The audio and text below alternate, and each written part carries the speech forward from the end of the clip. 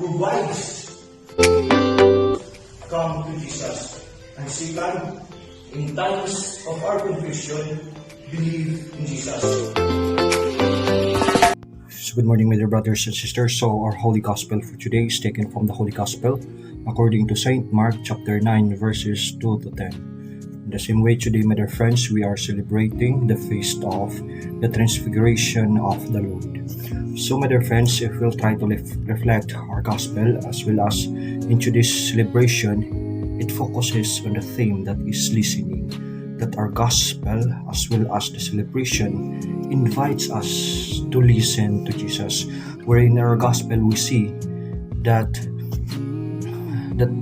God is telling to us that we should listen to Jesus, that we should believe to Jesus, for Jesus is indeed a God who will save us, a God who will help us, and a God who will support us. In this Gospel, my dear friends, it is a portrayal that Jesus is indeed true, that Jesus is indeed a God that exists. We can see that Jesus is true, for even his apostles witness how true Jesus Christ is. It is about when Jesus took Peter, James, and as well as his brother John, and see how Jesus was being transfigured.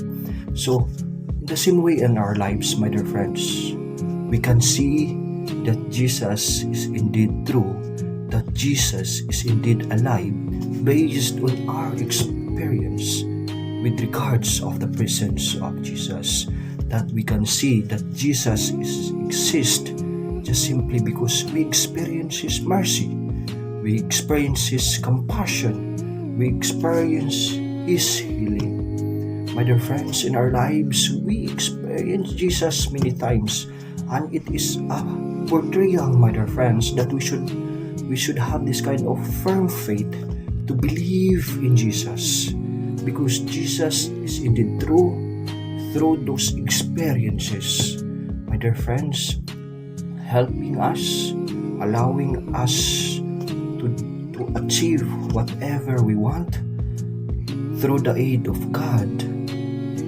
It just shows that God is always there, my dear friends.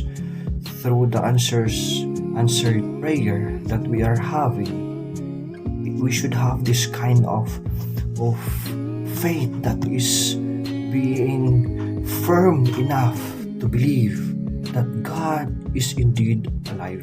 My dear friends, our Gospel and our celebration for today invite us that we should listen to Jesus, and let us remember that if we are listening to Jesus, we should listen not only by ears but by heart.